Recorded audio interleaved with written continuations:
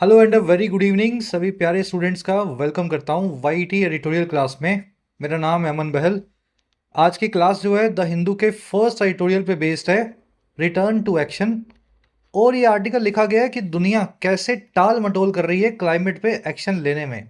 साफ साफ हमें दिखाई दे रहा है कि कोई बड़ा हादसा हो सकता है, लेकिन हम अभी भी चिपके हुए हैं ट्रेड से, जीडीपी से, इकोनॉमी से, ना कि क्लाइमेट चेंज से। तो चलिए शुरू करते हैं आर्टिकल को अपने क्विज के साथ में। चलिए, आजकल आपके लिए क्लोज टेस्ट बनाए जा रहे हैं अलग से, इसी क्लास के ऊपर बेस्ड है क्लोज टेस्ट। क्लास के अंत में ये comprehension, vocab, cloze test, grammar, सारे क्वेश्चंस को हमें सॉल्व करना है। पूरे मन से क्लास को लोगे तो ये सारे कॉन्सेप्ट्स कवर्ड होंगे। सॉल्यूशंस क्लास के लास्ट में करवाते हैं क्विज के आपको। आइए लेक्चर को शुरू कर।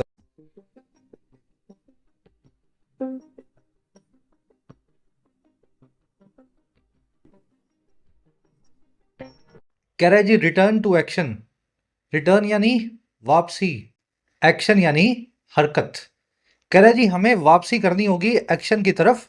बातचीत का वक्त निकल चुका है, एक्शन का वक्त आ चुका है।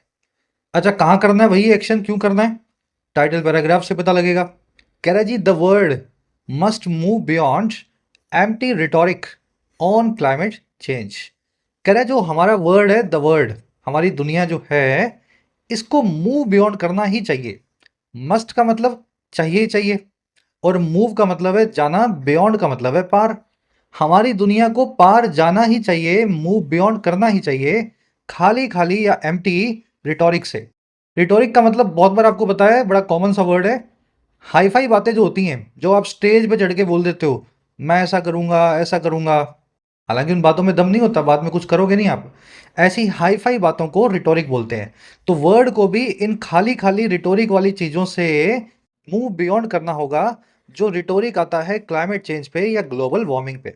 तो बातें हम करते हैं बहुत बड़ी बड़ी, 2030 तक कार्बन न्यूट्रल हो जाएंगे, 2050 तक रिवर्स कर देंगे ग्लोबल वार्मिंग को। ग्राउंड पे एक्शन नहीं हो रहा है। इस बात बात तो करने से हमें आगे जाना होगा, बियॉन्ड करना होगा, मूव। चलिए, वर्ड सब्जेक्ट है आपका ग्रीन कलर में, वर्ब है इसकी मस्ट मूव पिंक कलर में। पूरे आर्टिकल में सब्जेक्ट्स और वर्ब्स को ग्रीन और पिंक कलर दिया गया है ताकि आपकी अंडरस्टैंडिंग बूस्ट हो। तो इसको आपको फॉलो करते जाना है। सब्जेक्ट वर्ब अगर आप नहीं पकड़ोगे तो सेंटेंस का मीनिंग निकालना बड़ी टेढ़ी खीर है। ठीक है। रिटोरिक का मतलब हाई फाई बातें, प्लेन लेकिन जो खाली बातें होती है ना, सिर्फ बातों के लिए बातें होती हैं। इसको ग्रैंडिलोक्वेंस, मैग्निलोक्वेंस, बॉल्डर डैश, इन सभी वर्ड से बताया जाता है। चलिए अब जल्दी से आगे बढ़ेंगे। ये सारे बड़े बड़े जो वर्ड्स हैं रिटोरिक जैसे, शुरू में एक साथ देखो, चार पांच वर्ड्स है ना, ताकि आप आर्टिकल को स्मूथली पढ़ सको। क्लास को जल्दी से एक लाइक और एक शेयर दें ताकि इस क्लास को हम रोज ला सकें इसी मोटिवेशन के स्ट्रक्चर्ड वे में। अपने एग्जाम की प्रिपरेशन के लिए, SSC, banking, UPSC, state PSC की तैयारी के लिए जरूर से डाउनलोड करें YT your English tutor app को। कमेंट सेक्शन में लिंक दिया गया है, आपकी अपनी ऐप है। ऐप पे आप मेरी गाइडेंस के अंदर अपने एग्जाम का पूरा इंग्लिश का सिलेबस कवर कर सकते हैं। आपको ऐप पे मिलेगा राइटिंग का कोर्स, बहुत अफोर्डेबल कोर्स है। इस प्रीमियम कोर्स में आप इंग्लिश में लिखना सीख सकते हैं लगभग 60 घंटों में, किसी भी एग्जाम के लिए। 50,000 से ज़्यादा बच्चे इस कोर्स में एनरोल हो चुके हैं, लिखना सीख चुके हैं। You can take benefit of the writing course as well. इसी तरीके से आपको यूपीएससी का कोर्स मिलेगा, जिसमें यूपीएससी, सीएससी और स्टेट पीएससी का सारा सिलेबस आपको इंग्लिश का कवर करवाते हैं। सी सेट से लेकर के RC, answer writing, प्रेसी writing, essay writing, everything is covered in this course. You can take benefit of the mission UPSC course as well. SSC और बैंकिंग के कोर्सेज भी अवेलेबल हैं, जिसमें सारा सिलेबस एसएससी बैंकिंग का आपको हर वैरायटी ऑफ क्वेश्चन के साथ में कवर करवाया जाता है। ऐप का लिंक कमेंट सेक्शन में है। कोई भी क्वेरी हो इस नंबर पे व्हाट्सएप करके आप टीम से बात कर सकते हैं। ऑलराइट, वोकैब शीट अपनी। चलिए, फर्स्ट जो वर्ड है अपना रिटोरिक, जो आपको भी बताया था मैंने, जूम इन कर दिया मैंने इसको। ऐसी बातें, ऐसी टॉक जो देखने में हाई फाई लगे सुनने में, लेकिन निकल करके आए टर्न आउट हो एम्प्टी। ठीक है, rhetoric. Despite the rhetoric about reforms, little has change so far. बावजूद बड़ी बड़ी बातों के, रिफॉर्म्स को लेकर के बहुत ही कम बदला है अभी तक। लिटिल हैज चेंज सो फार, है ना, बातें खूब हुई हैं लेकिन चेंज या रिफॉर्म अभी तक नहीं हुआ। चलिए, ग्रैंडिलोक्वेंस, मैग्निलोक्वेंस। लोक्वेंस यानी बोल, ग्रैंडी यानी बड़ा, बड़े बोल, ग्रैंडिलोक्वेंस। वैसे ही मैग्नी भी बड़ा होता है, मैग्निलोक्वेंस भी बड़े बोल। एम्बेलिशमेंट और बॉर्डर डैश भी इसके सिनोनिम्स हैं। एम्बेलिशमेंट का मतलब होता है किसी चीज़ को बेल्स लगा करके सजा देना, जैसे किसी जानवर को सजाते हैं ना, वैसे अगर बातों को भी सजा दें आप तो एम्बेलिशमेंट हो जाएगा। बॉल्डरडस्ट तो मतलब होती है वाहियात बात, जो देख करके लगे कि ये हो ही नहीं सकती, है ना। चलिए, नेक्स्ट वर्ड अपने पास है रिवर्सल। रिवर्सल, देखिए जब आप नॉर्थ में जा रहे हो और अचानक से यू टर्न मार दें और साउथ में जाने लगे, इस चीज को बोलते हैं रिवर्सल। अब ये जरूरी नहीं है सिर्फ सड़क पे ही हो सकता है, आप सड़क पे ही जा रहे थे और मुड़ गए, आपने कोई बात कह दी और 2-3 दिन 4 दिन बाद उस बात से मुड़ गए, आपने बोला मैंने तो कहा ही नहीं, तो ये भी आपकी लाइफ में एक रिवर्सल है। यू टर्न मारने को रिवर्सल बोलते हैं, चाहे फिजिकली मारे चाहे अपनी बातों में मारे। The governments reversal on the promise of agricultural subsidies angered farmers. सरकार की जो पलटी है, रिवर्सल है उस प्रॉमिस पे, उस वादे पे जो है एग्रीकल्चरल सब्सिडीज का, उसने अगर एंगर कर दिया है, गुस्सा कर दिया है फार्मर्स को। तो चलिए पलटी बोलते हैं रिवर्सल को। अब देखो पलटी के ये सारे सिनोनिम्स हैं, flip, flop, turn around, volte. देखो ये लिखा हुआ वोल्ट फेस, बोला जाता है वोल्ट फास्ट, फ्रेंच वर्ड है volte face. Back pedalling, back tracking, somersault. Somersault का मतलब होता है धोबी पछाड़। अगर आपने कभी कुश्ती वुस्ती करते हुए किसी को देखा हो या आप थोड़ा बहुत जानते हो, तो समर सॉल्ट में आप एकदम पलटी मार करके सामने वाले को गिरा देते हैं नीचे। तो ये सारे वर्ड्स बताते हैं पलटी को, and you will see the back track जो वर्ड है इन द आर्टिकल टुडे। समझ गए ना। ये वर्ड फास्ट जरूर याद रखना, फ्रेंच वर्ड है, फॉरेन वर्ड है, पलटी के लिए यूज होता है। नेक्स्ट वर्ड है अपने पास इम्पेंडिंग। बड़ा आसान वर्ड है ये, याद करना। हर वो चीज इम्पेंडिंग है जो ऐसा कह रही है कि आई एम पेंडिंग, मेरा अभी आना बाकी है। आई एम पेंडिंग मतलब मेरा आना अभी बाकी है ना। तो जो चीज अप्रोचिंग हो, नियर एंड सर्टेन हो, उसको इम्पेंडिंग बोलते हैं, और ये नेगेटिव चीजों के साथ यूज होने वाला वर्ड है। The leaders of the two countries held parleys to avert an impending war. दोनों कंट्रीज के लीडर्स ने पार्लेज को हेल्ड किया। पार्ले का मतलब होता है वार्ता, है ना। और इम्पेंडिंग वॉर मतलब ऐसी वॉर जो होने वाली थी, नियर और सर्टेन थी। तो दोनों ने बातचीत को या वार्ता को होल्ड किया ताकि वॉर को टाल सके। अवर्ट का मतलब ही होता है किसी चीज से बचना या उसको टालना। तो सर पे मंडराती हुई चीज को इम्पेंडिंग बोलते हैं। You will see this word in the article today, looming, forthcoming, imminent. और एक बहुत अच्छी इडियम है इसके लिए अपने पास, इन द ऑफिंग। इन द ऑफिंग मतलब जो चीज अभी खिल रही हो, जैसे कली खिलती है ना, एकदम शुरुआती स्टेज में होती है, फिर वो फूल बन जाएगी, तो इन द ऑफिंग होती है वो कली जब वो खिलना शुरू होती है।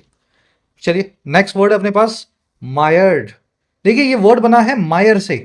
मायर का मतलब होता है दलदल, और मायर्ड हर वो चीज है जो फंसी हुई है, ट्रैप्ड है। जैसे कि आप दलदल में फंसे हो, दलदल समझते हो ना, चिकनी मिट्टी, गीली मिट्टी, जिसमें आप पाँव रखोगे तो अंदर चले जाओगे, क्विक सैंड। तो जब भी किसी चीज में आप फंस जाएं, चाहे फिजिकली फंसे चाहे मेंटली फंसे, आप वहां पे मायर्ड हैं। The world economy is mired in covid induce recession. दुनिया की इकोनॉमी फंसी हुई है दलदल में, जैसे उस रिसेशन के जो है कोविड-19 इंड्यूस्ड, कोविड-19 की वजह से लगा हुआ। फंसे हुए को इंटेंगल्ड भी बोलते हैं। इंटेंगल्ड में के लिए बहुत अच्छा मैं आपको एक सिनेरियो बताता हूं। जब आपके पहले हेडफोन्स आते थे, अब तो अपने वायरलेस यूज करते हैं, पहले वायर वाले हेडफोन्स आते थे, है ना। अपने फोन में आप प्लग करोगे और वायर्स कान में लगाओगे तो वो आपस में फंस जाते थे, फिर आप उनको सुलझाएंगे, एक कान को इधर दूसरे कान को इधर, तो वो दोनों इंटेंगल्ड होते थे, एक दूसरे में गुथे हुए होते थे, फंसे हुए होते थे। तो गुथने फंसने के लिए वर्ड यूज होगा। You will see the word entangled in the article today. चलिए लास्ट में एक आपको एडिशनल फ्रेजल वर्ब करवा रहे हैं, आज की क्लास में आई नहीं है लेकिन रोज एक एडिशनल कर लेनी चाहिए। फ्रेजल वर्ब है चिप इन। देखिए चिप का मतलब होता है छोटा सा हिस्सा किसी भी चीज का, और इन का मतलब होता है अंदर। अगर आप चिप इन कर रहे हैं तो आप किसी चीज के छोटे छोटे हिस्सों को कंट्रीब्यूट कर रहे हैं। जैसे 1,000 रुपए इकट्ठे करने हैं किसी काम के लिए, तो आपने 10 रुपए दे दिए, तो ये आपने चिप इन किया, 10 रुपए के साथ में कंट्रीब्यूट किया अपना छोटा सा हिस्सा। और चिप इन का दूसरा मीनिंग होता है किसी बात के अंदर इंटरप्ट करके उसमें ज्वाइन करना। दो लोग बात कर रहे हैं आपस में किसी भी चीज को लेकर के, आपको लगा कि यार मुझे भी इस बारे में पता है, तो आपने भी उनकी बात में इंटरप्ट करके, है ना, बीच में उनकी बात में घुस गए। आपने बोल दिया यार देखो ऐसा भी होता है, मतलब आपने अपना कंट्रीब्यूशन दिया उनकी बात में, ब्रेक इनटू किया उनकी कॉन्वर्सेशन में। तो अगर आप अपना योगदान किसी चीज को दे करके करें या फिर किसी बात में अपना योगदान करें, चिप इन करना कहलाता है। आसान है ना याद करना, चिप से इसको याद रखना। Friends and relatives chipped in to pay for his medical expenses. Friends और रिलेटिव्स ने चिप इन किया या फिर कंट्रीब्यूट किया छोटे छोटे हिस्सों में ताकि उसके मेडिकल एक्सपेंसेस को पे किया जा सके, उसके इलाज के पैसे को इकट्ठा किया जा सके। तो ये तो पहला वाला मीनिंग हो गया। दूसरा वाला भी देख लो। One of the new interns chipped in, जो नए इंटर्न्स आए थे, ट्रेनीज आए थे, उनमें से एक ने चिप इन किया। चिप इन किया किसमें किया? चिप्ड इन द कॉन्वर्सेशन, बातचीत में चिप इन किया। और कैसे किया? विद वैल्यूएबल सजेशंस, बहुत ही कीमती सुझावों के साथ। तो बातचीत चल रही थी 4-5 लोगों की, एक नया इंटर्न था पास में बैठा था, उसने बोला जी मैं बताता हूं। तो ये उसने चिप इन करके ब्रेक इनटू कॉन्वर्सेशन किया। चलिए 5 वर्ड्स डिटेल में हो गए। देखिए रिसेंटली क्लाइमेट पे एक कॉन्फ्रेंस होती है हर साल, COP, आपने सुना होगा इसका नाम, कॉन्फ्रेंस ऑफ पार्टीज, जिसमें सभी देश मिलकर के ये डिसाइड करते हैं कि क्या किया जाए क्लाइमेट चेंज को रोकने के लिए। तो इस साल की जो मीटिंग चल रही है अजरबैजान की कैपिटल बाकू में, जिसमें अमीर और गरीब देश मिल करके मीटिंग कर रहे हैं कि क्लाइमेट चेंज से फाइट कैसे करना है। इस मीटिंग में बहुत झगड़ा हुआ। भारत जैसे विकासशील गरीब देशों ने अमीर देशों से यह कहा कि आप हमें पैसा खूब सारा दें ताकि हम क्लाइमेट चेंज से लड़ सकें। अल्टीमेटली मामला सेटल हुआ $300 बिलियन हर साल। $300 बिलियन का मतलब होता है लगभग 2,40,000 करोड़ या 2.5 लाख करोड़। हमारा आर्टिकल कह रहा है कि ये पैसा अगर आ गया तब तो ठीक है, नहीं आया तो फिर ये सारी बातें निगोशिएशन ही रह जाएंगी या बातचीत ही रह जाएंगी। क्लाइमेट पे अब एक्शन लेने की जरूरत है, बातचीत का वक्त निकल चुका है। अभी तो बातचीत ही चल रही है, पिछले 30 सालों से इस मीटिंग को हम हर साल करते हैं और बातचीत करके इस मीटिंग को खत्म कर देते हैं। तो चलिए शुरू करते हैं। टोन मैं आपको बीच में बताऊंगा आर्टिकल की, चलो बता देता हूं। फ्रस्ट्रेटिंग टोन है आज, ये थोड़ा सा फ्रस्ट्रेशन दिखाएगा अपनी कि क्यों बातचीत किए जा रहे हो, काम क्यों नहीं करते हो। कह रहे जी, after 2 extra nights of extended negotiations in Baku, countries finally gave up on bridging their differences and settled on a roadmap. कह रहे जी आफ्टर यानी कि बाद में, 2 एक्स्ट्रा नाइट्स के या 2 अलग रातों के, एक्स्ट्रा नाइट्स के, नाइट समझते ना, और ये नाइट्स हैं एक्सटेंडेड निगोशिएशंस की। निगोशिएशन यानी बातचीत या मोल भाव, डिस्कशन, और एक्सटेंडेड यानी आगे बढ़ा हुआ। करना था 3 दिन लेकिन कर दिया 5 दिन। कह रहे जी 2 दिन या 2 रात की एक्सटेंडेड निगोशिएशंस के बाद जो हुई है अजरबैजान की कैपिटल बाकू के अंदर, कह रहे कंट्रीज जो हैं दुनिया की, फाइनली उन्होंने गिव अप ऑन कर दिया, या उन्होंने गिव अप करना किसी चीज का, किसी चीज पे घुटने टेक देना है ना। तो कंट्रीज ने फाइनली गिव अप कर दिया, घुटने टेक दिए। इस चीज पे ऑन लगा के बता रहा है, ब्रिज करने पे अपने डिफरेंसेस को, खत्म करने पे अपने फासलों को। और क्या कर दिया इन्होंने? घुटने तो टेके और इन्होंने सेटल कर दिया, या ये सेटल हो गए एक रोड मैप पे, एक प्लान पे। रोड मैप होता है आगे आप कौन सी रोड पकड़ के मैप पे कहां जाओगे, क्या प्लान आपने बनाया है। तो कंट्रीज ने इस चीज पे तो गिव अप कर दिया, घुटने टेक दिए कि आपसी फासले तो हम दूर नहीं कर पाएंगे। एक रोड मैप फिर भी इन्होंने बना ही दिया, और ये वो रोड मैप है that has left nearly all developing countries frustrated, developed Nations relieved, and the planet still on a perilous path. ये वो रोड मैप है जिसने छोड़ दिया है, लेफ्ट कर दिया है सभी अमीर देश, सभी गरीब देशों को, विकासशील देशों को फ्रस्ट्रेटेड, फ्रस्ट्रेटेड आप समझते हैं, डिसअपॉइंटेड, और सभी अमीर देशों को, डेवलप्ड नेशंस को रिलीव्ड, रिलीव्ड यानी जिनको आराम मिल गया हो, जिनको राहत मिल गई हो। और इसने प्लेनेट को छोड़ दिया है अभी भी एक डेंजरस, पेरिलस और रिस्की रास्ते पे। सेंटेंस कॉम्प्लिकेटेड है, छोटे छोटे पीस में आपने पढ़ा, एक बार इसको रिपीट करेंगे फिर इसकी स्ट्रक्चर देखो। तो 2 दिन की एक्स्ट्रा निगोशिएशन के बाद, 2 दिन और 2 रात की, सारी दुनिया की कंट्रीज ने फाइनली इस चीज पे घुटने टेक दिए कि एक दूसरे से डिफरेंस तो दूर नहीं कर पाएंगे।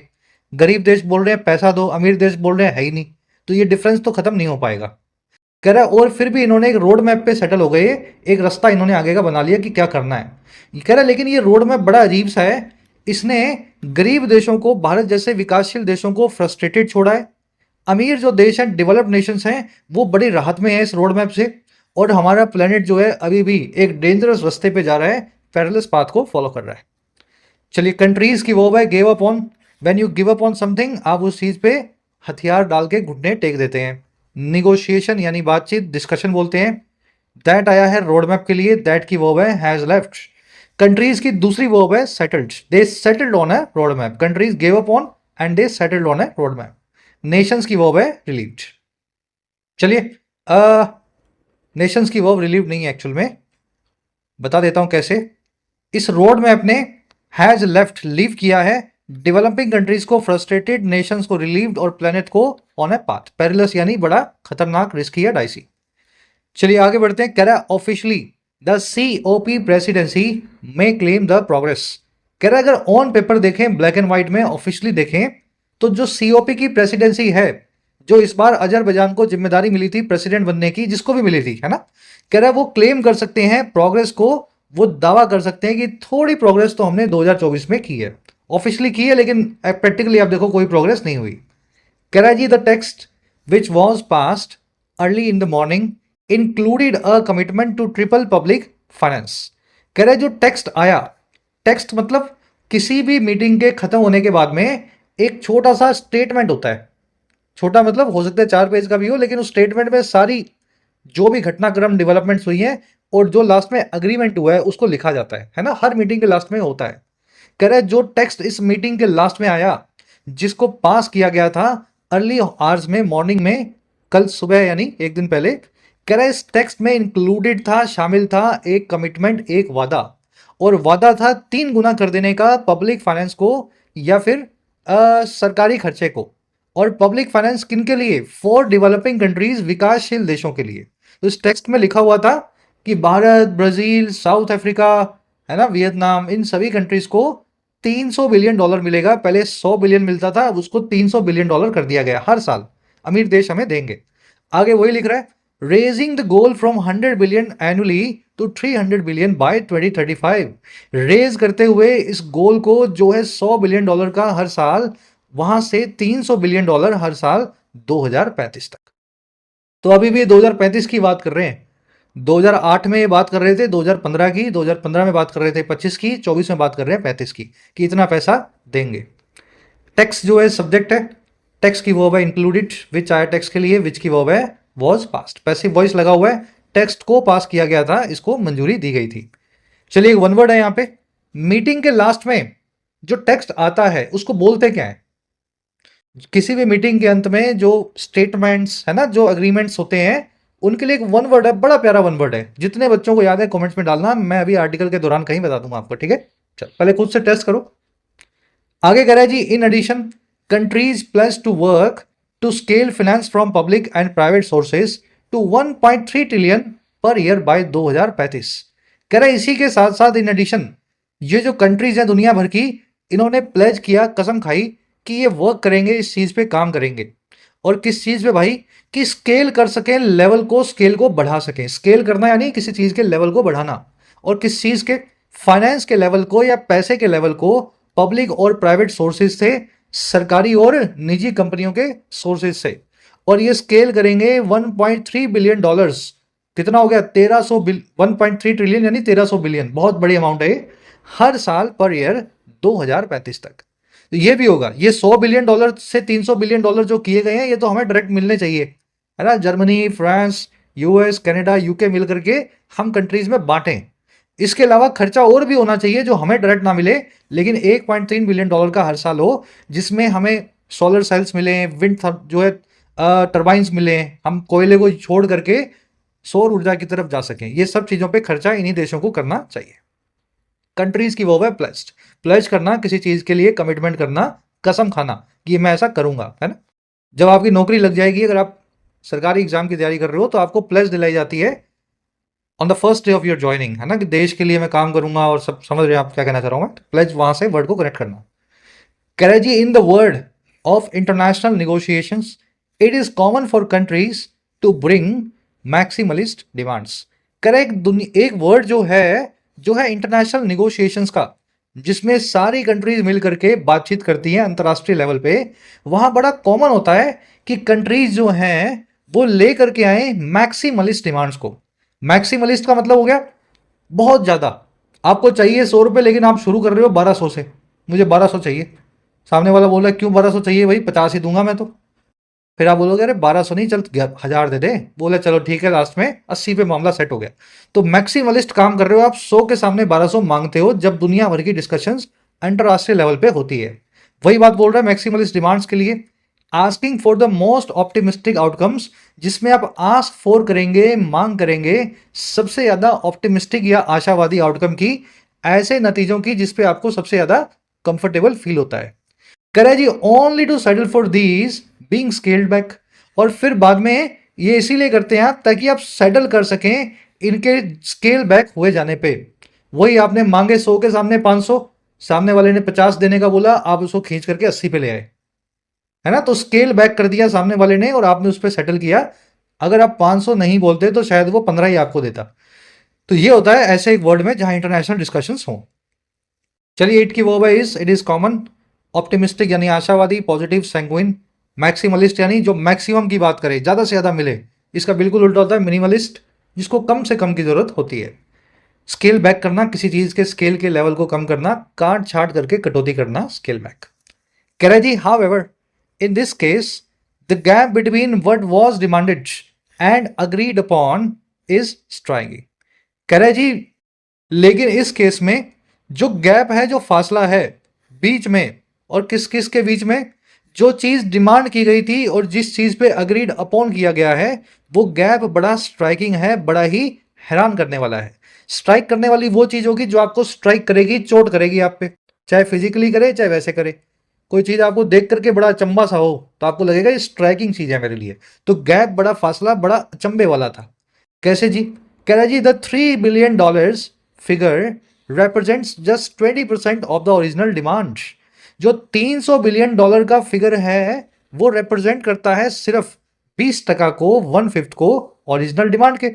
तो गरीब देश कहते हैं कि हमें तो $1.5 ट्रिलियन चाहिए, 300 बिलियन से काम नहीं चलेगा, 1500 बिलियन चाहिए, 1.5 ट्रिलियन।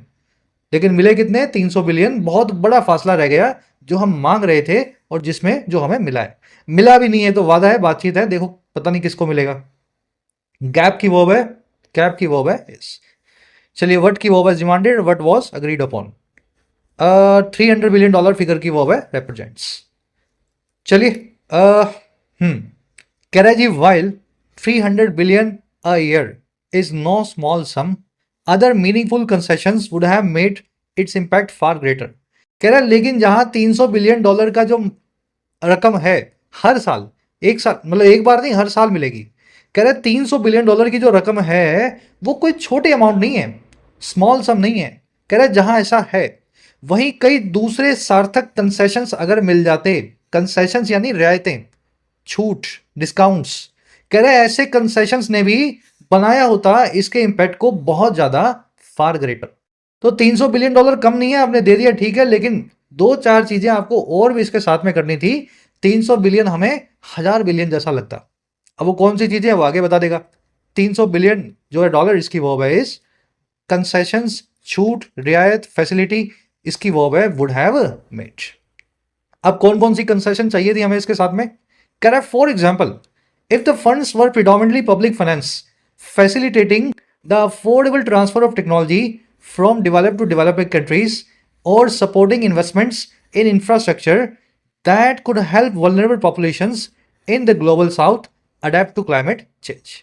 कह रहे जी एग्जाम्पल के लिए, फॉर एग्जाम्पल कह रहे जी अगर ये फंड्स, ये सारा पैसा प्रिडोमिनेटली या मेनली पब्लिक फाइनेंस से आता। पब्लिक फाइनेंस होता है सरकारी पैसा, इंग्लैंड की सरकार, अमेरिका की सरकार मिल करके भारत की सरकार को दे रही है, ये पैसा पकड़ो और अपने देश में सोलर प्लांट लगा लो खूब सारे, है ना, और ये कोयला वोयला खरीदना बंद कर दो। कह रहा है अगर ये प्रिडोमिनेटली पब्लिक फाइनेंस होता, सीधे सरकारों से सरकारों के पास आता है। अब की ऐसा इस केस में है नहीं। कैसे आता? फैसिलिटेट करते हुए, आसान बनाते हुए, हेल्प करते हुए, अफोर्डेबल ट्रांसफर में, बहुत ही सस्ती दरों पे ट्रांसफर में। अफोर्डेबल मतलब जिसको आप अफोर्ड कर सके पैसे की टर्म्स में। जो ट्रांसफर है टेक्नोलॉजी का डेवलप से डेवलपिंग कंट्रीज तक। तो हमें सोलर सेल नहीं चाहिए, हमें टेक्नोलॉजी भी दो आप कि सोलर सेल बनाए कैसे जाते हैं। हर बार आपसे क्यों खरीदें भाई, आप हमें सिखा दो सस्ते से सस्ता बनाना। कह रहे जी इससे ऐसा पब्लिक फाइनेंस होता जिसमें टेक्नोलॉजी ट्रांसफर भी होता और या फिर सपोर्टिंग इन्वेस्टमेंट होती उस इंफ्रास्ट्रक्चर में, ढांचे में, सड़कों और ब्रिजेस में, जो हेल्प कर सकती वल्नरेबल पॉपुलेशंस को या मजबूर आबादियों को, जहां पे बहुत क्लाइमेट की मार पड़ रही है ऐसी पॉपुलेशंस को। और कहां पे? ग्लोबल साउथ में। ग्लोबल साउथ मतलब दुनिया का गरीब इलाका। भाई हम गरीबी कंट्रीज में से आते हैं ना, 2-3 हजार पर कैपिटा है, बहुत 10वां हिस्सा भी नहीं है, 20वां हिस्सा भी नहीं कमाते हम जो एक अमेरिकन कमाता है। तो हम ग्लोबल साउथ में जो गरीब देश हैं वहां पे वल्नरेबल पॉपुलेशंस को हेल्प मिल सकती। और हेल्प क्यों मिलती? अडेप्ट टू करने में या अपने आप को ढालने में क्लाइमेट चेंज के सामने। तो ये चीजें होनी चाहिए थी, पैसे के साथ साथ टेक्नोलॉजी और थोड़ा हमें ज्ञान भी जो है अमीर देश मुफ्त में हमें देते, वो तो इन्होंने दिया नहीं। चलिए फंड्स की वर्ब है वर्ड, फंड्स की वर्ब है वर्ड, दैट की वर्ब है कुड हेल्प, वल्नरेबल यानी मजबूर, जो किसी चीज के सामने बड़ा डिफेंसलेस हो, अडेप्ट करना किसी चीज से, किसी चीज को किसी चीज के लिए खुद को ढालना, अडेप्ट के सामने टू लगा के बताएं जिस भी चीज के लिए आप खुद को ढाल रहे हैं, अडेप्ट टू क्लाइमेट चेंज यानी बदलते हुए मौसम के सामने खुद को ढालना। ग्लोबल साउथ मैंने आपको बता दिया, दुनिया भर का वो इलाका जो विकासशील है, जो अभी डेवलप नहीं हुआ है, गरीब है जहां पे लोग, उसको बोलते हैं global south. India, Philippines, Africa है ना, हम सभी ग्लोबल साउथ के पार्ट है। चलिए कह रहा है unfortunately none was included, unfortunate बात यह है इनमें से कोई भी चीज फाइनल जो है स्टेटमेंट में इंक्लूडेड नहीं थी। चलिए अब एक तो वन वर्ड पूछा था मैंने आपसे, जो भी मीटिंग के बाद में फाइनल स्टेटमेंट आती है उसको बोला जाता है वन वर्ड की लैंग्वेज में, जिनको याद है डाल देना कमेंट्स में, है ना, कम्युनिके, ठीक है, कम्युनिके। चलो एक ग्रामर कॉन्सेप्ट है, फटाफट इसको देख लो। कॉन्सेप्ट कहता है जी, पहले आपसे पूछ लें, 300 बिलियन डॉलर हर साल, तो ये 300 बिलियन डॉलर जो कि 1 बिलियन से ज्यादा है डॉलर्स है ना, इसके लिए वर्ब लगाई गई है सिंगुलर यानी कि इज। ऐसा क्यों भाई, 300 के आगे आप इज कैसे लगा सकते हो, एक के आगे तो इज लग जाएगा, सिंगुलर वर्ब सिंगुलर सब्जेक्ट। तो इसका रीजन ये है, जब भी आपको कोई मेजरमेंट मिले जो डिनोट करती हो किसी चीज की मात्रा को, चाहे वक्त की मात्रा, वजन की मात्रा, दूरी की मात्रा, पैसे या वेल्थ की मात्रा, मात्राओं को डिनोट करने वाली जो मेजरमेंट्स हैं वो हमेशा सिंगुलर वर्ब लेती हैं। जैसे 3 days have passed since the rain started, 3 दिन पास हो चुके हैं या निकल चुके हैं जब से रेन स्टार्ट हुई। आपको लगेगा सर 3 days के साथ में हैव लगेगा क्योंकि 3 दिन है, एक से ज्यादा है, बात बिल्कुल सही है। लेकिन क्या ये 3 दिन वक्त को बताने वाली एक मात्रा नहीं है, मेजरमेंट नहीं है? बिल्कुल है। अगर ये वक्त को बताने की मात्रा है, मेजरमेंट है, तो 3 दिन के आगे आपको हैज लगाना है। थोड़ा काउंटर इंट्यूटिव है, लेकिन एक दो बार समझोगे तो दिमाग में बैठ जाएगा। अब इसका मैं आपको बता देता हूं रीजन भी क्या है, कहीं नहीं मिलेगा किसी किताब में, इंडियन किताबों में नहीं मिलेगा आपको, है ना। चलो इसका रीजन ये है, एक्चुअल में ये सेंटेंस कुछ ऐसा बना हुआ है, a period of 3 days has passed. ये जो हैज वर्ब है ना, ये पीरियड की वर्ब है, ना कि 3 days की वर्ब है। लेकिन अ पीरियड ऑफ को आपने यहां से निकाल दिया है, अंडरस्टूड माना है, इसलिए आप 3 days को अभी भी सिंगुलर वर्ब दे रहे हैं।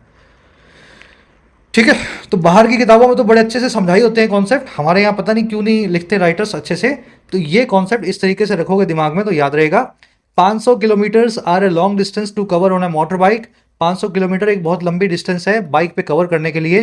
अगेन 500 किलोमीटर्स डिस्टेंस को बताने की एक मात्रा है, वर्ब इसकी सिंगुलर आएगी, आर की जगह पे इज आएगा। और रीजन क्या है, क्योंकि यहां लिखा हुआ है a distance of 500 kilometres is a long distance, है ना, तो वो अ डिस्टेंस की वर्ब है इज, ना कि 500 किलोमीटर की वर्ब है। लेकिन अ डिस्टेंस को आपने अंडरस्टूड माना, यहां से निकाल दिया और आपने वर्ब अभी भी सिंगुलर रखी है।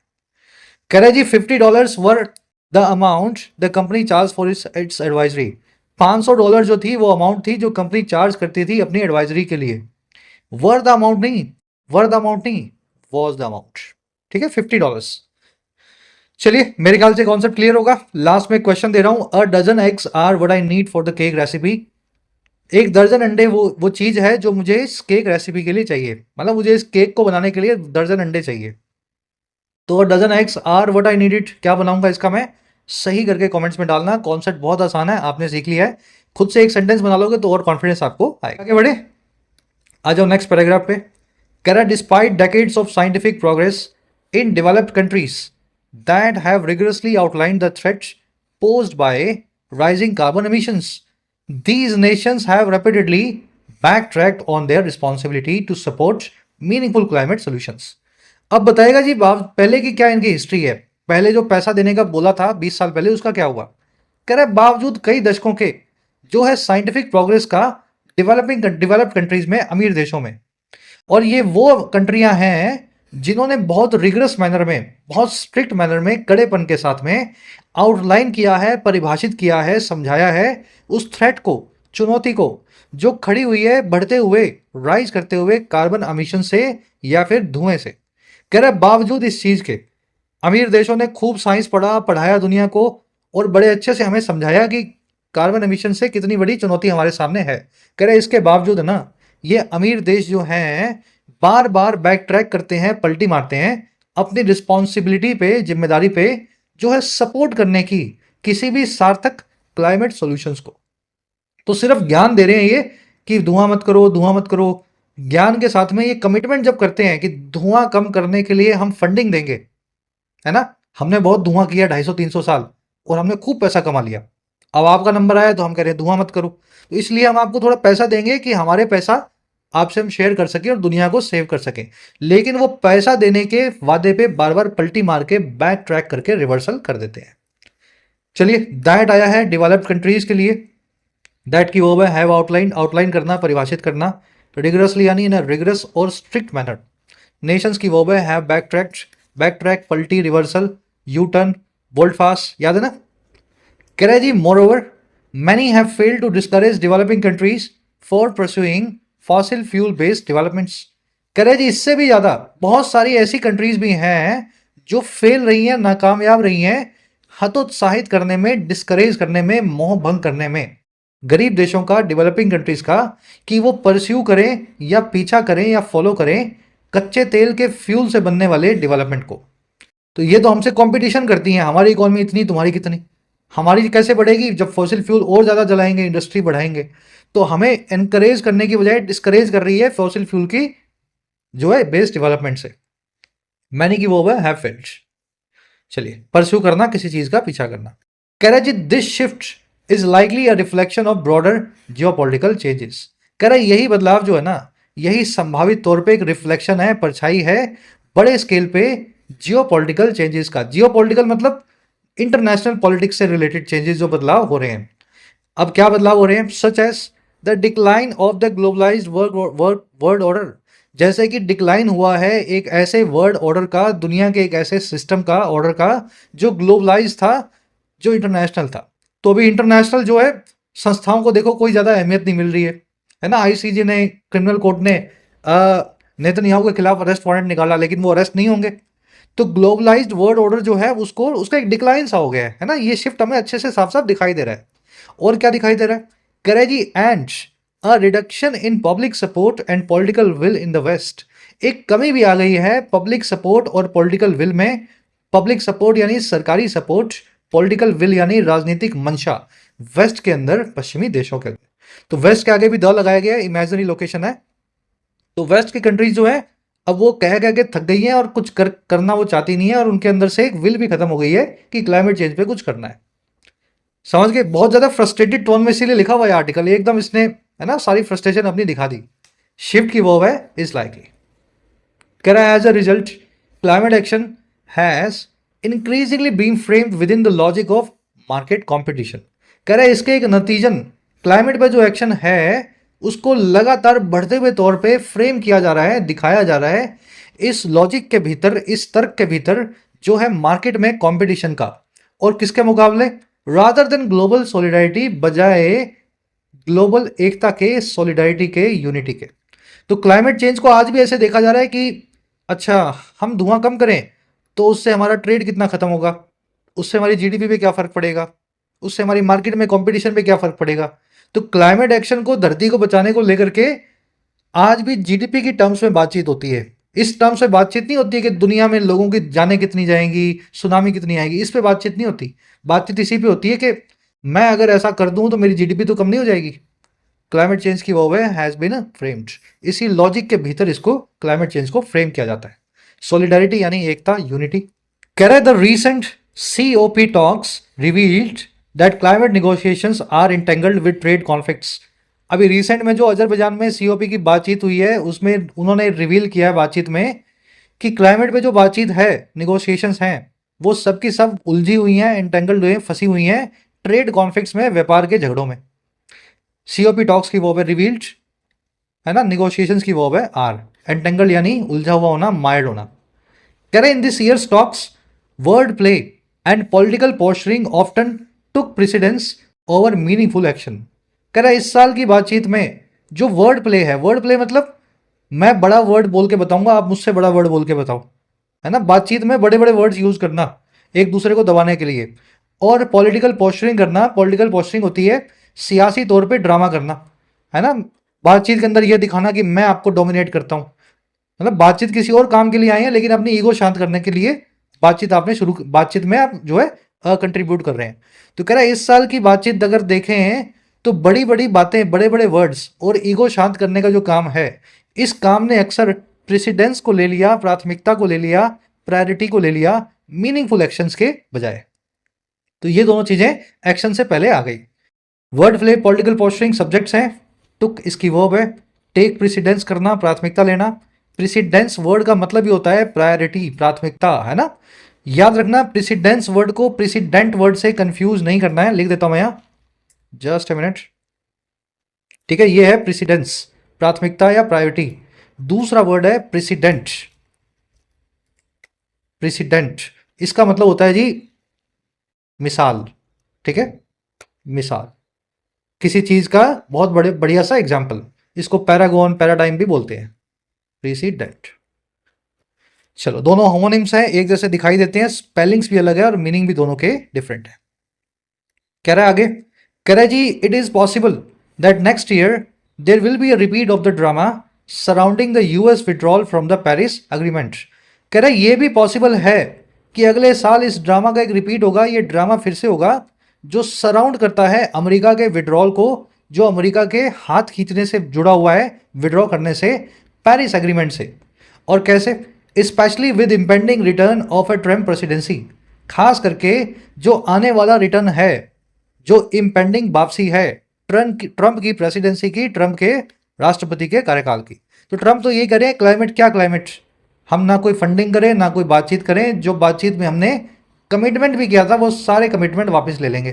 तो ऐसा लगता है कि अगले साल तो और भी ड्रामा होगा जब ट्रम्प आकर के सारे विड्रॉल, सारे जो यूएस कमिटमेंट है उनसे विड्रॉ कर लेगा।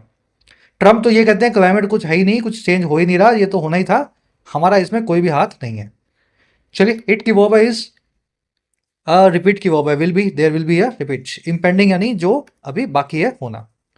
कह रहा है जी next year COP in Brazil will be a symbolic return to the country that hosted the 1992 earth summit. कह रहा है अगले साल की जो ये मीटिंग होगी, इस साल बाकू में, अगले साल होगी ब्राजील में। कह रहा है वो एक सिंबॉलिक रिटर्न होगी, प्रतीकात्मक तौर पे एक वापसी होगी उस कंट्री तक। और कौन सी कंट्री?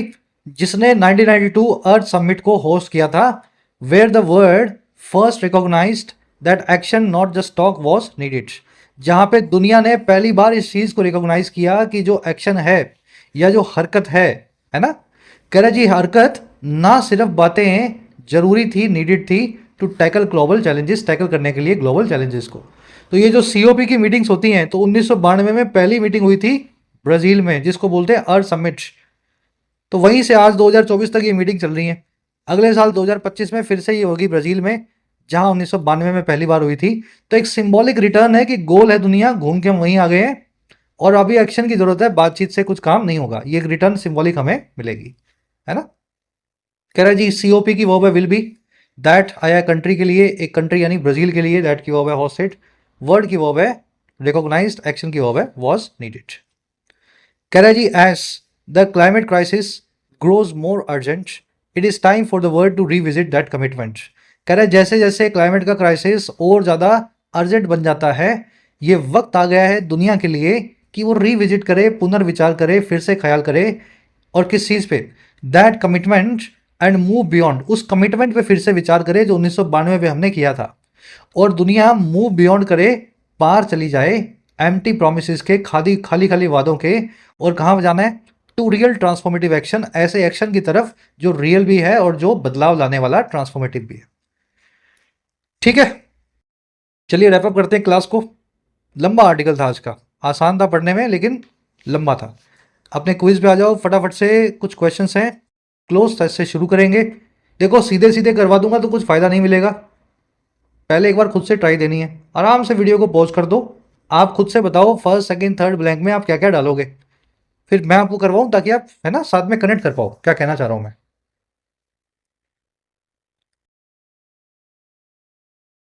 ऑलराइट, खुद से ट्राई दे लेना, मैं ऐसा मान के चल रहा हूँ आप ट्राई दे चुके हो। कह रहा है जो रीसेंट क्लाइमेट टॉक्स हैं उन्होंने रिवील किया कि कैसे क्लाइमेट एक्शन बन चुका है बहुत ही गहरे से ऐसी एक चीज, और कैसे ट्रेड कॉन्फ्लिक्ट्स के साथ। तो ट्रेड कॉन्फ्लिक्ट्स के साथ में क्लाइमेट चेंज फिर क्लाइमेट एक्शन जो है वो क्या बनेगा, इमिनेंट बनेगा, एंटेंगल्ड बनेगा, कनेक्टेड बनेगा, रिजॉल्व बनेगा। कॉन्फ्लिक्ट है तो रिजॉल्व होने की तो बात ही नहीं होती। इमिनेंट का मतलब होता है पेंडिंग होना, तो पेंडिंग जैसा भी कुछ लग नहीं रहा। कनेक्टेड का मतलब होता है जुड़ा हुआ होना, इंटेंगल्ड का मतलब होता है गुथा हुआ होना, फंसा हुआ होना। तो क्लाइमेट पे एक्शन जो है गुथा फंसा हुआ है, इंटेंगल्ड है ट्रेड कॉन्फ्लिक्ट्स के साथ। कह रहा है जी while nations after offered lofty rhetoric meaningful progress remained elusive. जहां पे कंट्रीज ने बड़े बड़े लॉफ्टी यानी हाई फाई रिटोरिक को ऑफर किया, बातचीत को ऑफर किया, मीनिंगफुल प्रोग्रेस आज भी एल्यूसिव है, हाथ के मतलब पहुंच से बाहर है, एल्यूसिव। कह रहा while the developed world has dash with their resources the issue needs a more global dash. जो इशू है उसको एक और ज्यादा ग्लोबल इस चीज की जरूरत है। कह रहा है जी जहां डेवलप्ड वर्ल्ड ने डैश किया है अपने रिसोर्सेज के साथ, तो क्या करेंगे ये, बैक ऑफ करेंगे, चिप इन करेंगे, गिव अप ऑन करेंगे, ऑप्ट आउट करेंगे। देखो इन्होंने रिसोर्सेज दिए हैं, कह रहे जहां रिसोर्स मिले हैं वहीं पे इश्यू को और ज्यादा ग्लोबल किसी चीज की जरूरत है। यहां पे कुछ अच्छा हुआ है लेकिन हमें उससे और भी ज्यादा कुछ अच्छा चाहिए, वाइल जो है आपको विरोधाभास बता रहा है। तो अच्छा यही हुआ हो सकता है कि उन्होंने कुछ रिसोर्सेज दिए हों, और देने को बोलते हैं चिप इन करना। ठीक है, रिसोर्स पे गिव अप नहीं किया है, ऑप्ट आउट नहीं किया है, बैक ऑफ नहीं किया है, वापस नहीं खींचे है, बल्कि उन्होंने कंट्रीब्यूट किए हैं। लेकिन इशू को और ज्यादा ग्लोबल प्रेसिडेंट सॉलिडारिटी रिटोरिक या टर्न अराउंड में से सॉलिडारिटी की जरूरत है, एकता की जरूरत है। प्रेसिडेंट यानी मिसाल, टर्न अराउंड यानी पलटी, रिटोरिक यानी बातचीत, तो इसकी जरूरत नहीं है हमें, अंतरराष्ट्रीय सॉलिडारिटी यानी एकता की जरूरत है। चलिए थोड़ा मुश्किल लगा होगा आपको, लेकिन जिसने सारे वर्ड्स देख लिए होंगे आसान होगा उसके लिए। कह रहे जी आर्टिकल क्या अच्छे से सजेस्ट करता है मजबूत तरीके से current state of global climate negotiations को लेकर के। क्या कहता है आर्टिकल, क्लाइमेट नेगोशिएशंस अभी कहाँ है, कहाँ है भाई इन चारों में से। भाई क्लाइमेट नेगोशिएशन फंसी हुई हैं, गुथी हुई हैं, आगे नहीं बढ़ रही हैं जियोपॉलिटिकल और ट्रेड कॉन्फ्लिक्ट्स की वजह से। तो ये स्ट्रांगली सजेस्ट कर रहा है, बाकी इसमें कुछ भी नहीं है, बाकी सब गलत बातें हैं, बी एकदम सही स्टेटमेंट है। चलिए वोकैब के क्वेश्चंस। चाइम इन, देखिए चाइम इन और चिप इन एक ही बात है। चिप इन का जो दूसरा वाला मीनिंग था बातचीत से रिलेटेड, उसको चाइम इन भी बोलते हैं। तो चाइम इन एडेप्ट के साथ में कौन सा प्रेपोजिशन आएगा, टू विद या इन आएगा। और वोल्ट फास्ट, ये वर्ड फ्रेंच वर्ड है, आपको करवाया था। इन तीनों के आपको मीनिंग्स बताने हैं। लास्ट में मिलेंगी 3 एरर्स, पहली मिलेगी इस वीक्स की वजह से, दूसरी मिल सकती है मिडिल ईस्ट के आसपास, और तीसरी आपको जरूर मिलेगी, कहाँ मिलेगी, इस वर्ड के आसपास, देख लेना, है ना, इसके आसपास आपको मिलेगी। तो आराम से ढूंढो तीनों एरर्स को, और इन तीनों क्वेश्चंस के आंसर्स को, 6 के आंसर्स को फर्स्ट कमेंट में डाल दिया गया वीडियो के नीचे, जाके चेक करें। आउट ऑफ 10 कितने मार्क्स मिले जरूर से बताना। मुलाकात लेंगे आपसे कल की क्लास में, अंटिल देन। और हाँ, ऐप को जरूर डाउनलोड कर लें, कमेंट सेक्शन में ऐप का लिंक दिया गया है। जो भी कोर्स आपकी नीड है अफोर्डेबल प्राइस में आप अपने एग्जाम को प्रिपेयर कर सकते हैं, एसएससी, बैंकिंग, यूपीएससी या स्टेट पीएससी एग्जाम को। ये टीम का नंबर है, इस पर व्हाट्सएप करके आप टीम से बात भी कर सकते हैं अगर आपकी कुछ क्वेरीज हो।